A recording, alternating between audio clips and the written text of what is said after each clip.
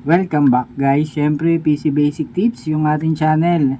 Lagi ko lang naman sinasabi, basic lang lagi sa una guys. Lagi lang naman bibasican muna natin yung mga problema ng mga printer o PC. Para sure na hindi tayo gagastos basta-basta. Okay. Guys, nangyari na ba sa inyo yung mga ganyan? Yung parang yan. Ayan, credit sa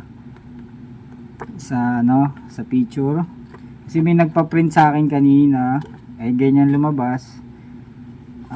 Common issue to ng mga Epson printer guys. Common issue. Kasi pasukan na naman, maraming nagpapagawa ng 2x2, 1x1, yan. Ngayon, bakit nag-green siya guys? Kasi si magenta, yung kulay pink, yung magenta na color is hindi lumabas. Kaya naging ganyan siya guys. Ngayon, basic lang naman para bumalik sa dati yung kulay niyan guys. Okay, common issue ng mga Epson printer base sa experience ko is yung pink or yung magenta guys. Number 1 yan, lagi yan. Kahit brand new. Guys, brand new yung natin wala pang isang taon to. Wala pang siguro mga 2 buwan pa lang yata sa akin. Pero yan na. Nangyari, di ba? Yung magenta. Pero basic lang gagawin natin dyan guys. Ngayon, nung nag-print ako ng 2x2, 1x1, naging si Incredible Hulk siya. Naging green, nawala yung magenta. Ang ginawa ko, muna ako, tawag dito, sinik ko yung niya, kung buo. At ang lumabas nga ay putol-putol. Putol-putol. Yung magenta nawawala yung kulay. Ngayon, ni-head cleaning ko lang guys. Ang gagawin lang natin, pag nangyari yan, mag-head cleaning lang tayo ng printer guys. Pag nangyari sa inyo yan guys, yung mga ganyan, huwag nyo muna dalhin sa shop kasi normal na nangyayaring common issue yan sa mga Epson printer na based sa experience ko. Magenta or yung kulay pink ang nawawala lagi. Okay, nung head cleaning ko siya, yan, nagkaguhit, i-head cleaning lang natin yan. Nung hinay cleaning ko, nagkaroon na guys, nakita nyo ba? Ayan o, nabuo na siya. Okay, tapos pwede mo na ngayon uli siyang magamit. Basic na basic. Ngayon, paano ba mag head cleaning?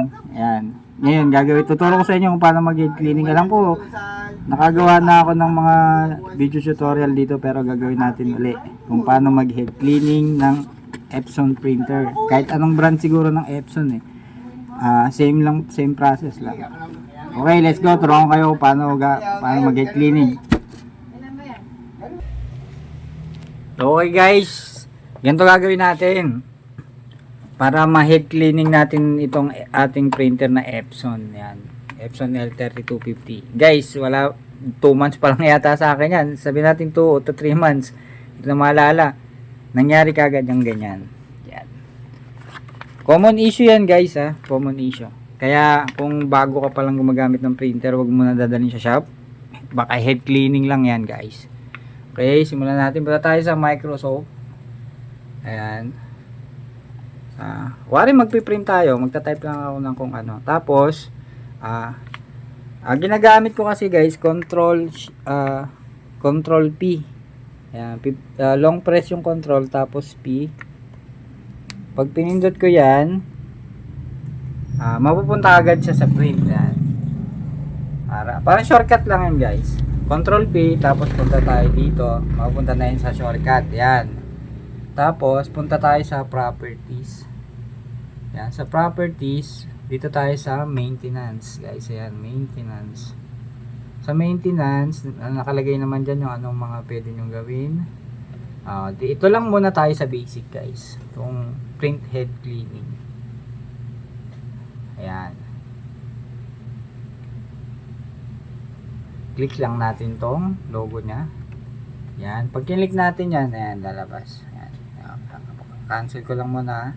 Ulitin ko guys pagdating sa maintenance, eto, click nyo lang tong logo na to, print head cleaning.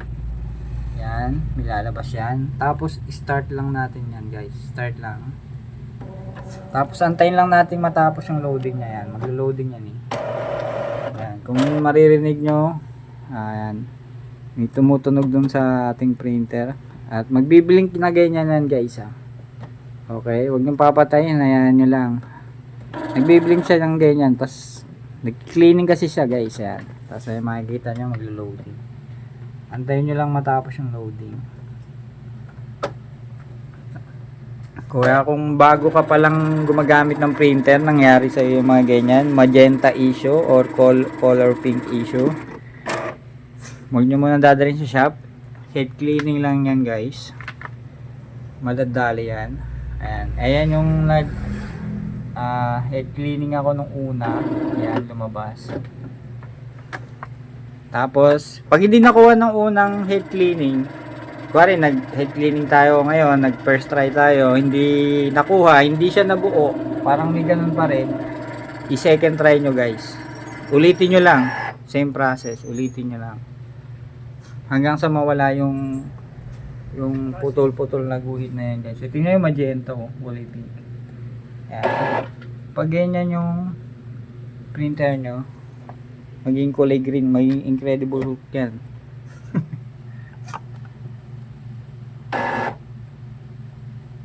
Yan, tapusin lang natin to.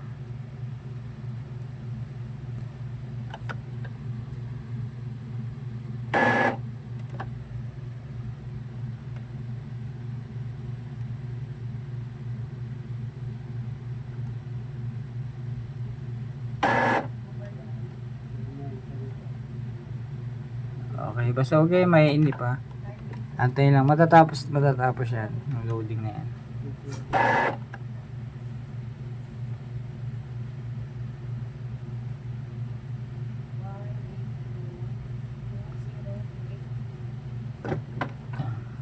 Lapit na.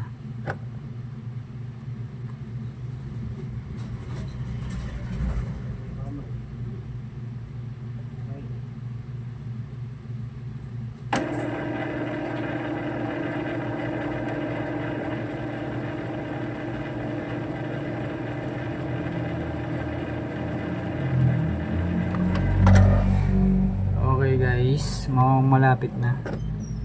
Basta antayin nyo lang. Nag-blink pa rin. Ayun, tapos na yan. Ngayon, pag natapos na yung loading niya, may lalabas dito. Ayan.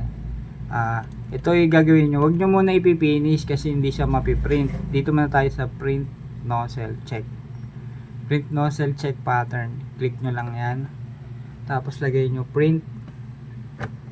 Okay. Ayan. Ayan, makita nyo yung printer. Ayan. Tingnan natin. Nag-print na siya. Check natin yung kung buo na ba yung ano. Ayan. Ayun guys. Okay, nakita nyo naman. Ayan no. Buong buo. Walang kaputol-putol. Buong buo lahat. Okay. Pag ganyan nangyari guys sa inyo, head cleaning lang para hindi mangyari sa inyo yan guys. Yan. At least hindi kayo malulugi sa negosyo. Okay, yun lang. Sundan nyo na lang to paunti-unti. Okay, yun lang. Sana sundan nyo na lang yung ginawa natin. Napaka basic lang naman yung ginawa natin guys. Okay, ito. Pag nag-print kayo, ganyan, ibig sabihin, si magenta, o color pink yung madalas nagiging issue. Common issue yun guys ha. Hindi sira yung printer nyo ha, pag nangyari yan. Yung mga may alam na, alam, basic na, ganyan lang ang ginagawa nila. Head cleaning. Kahit dalhin nyo sa shop yan guys, ganyan lang din gagawin nila yan. Wala namang ibang ano yan. I-head cleaning lang din nila. Tapos, babalik na sa dati. Ngayon na, magagamit mo na yung inyong printer. Diba? Kaya huwag kayo kakabahan pang nangyari yan. Panoorin nyo lang yung video natin. Basic lang. At makakatipid ka guys.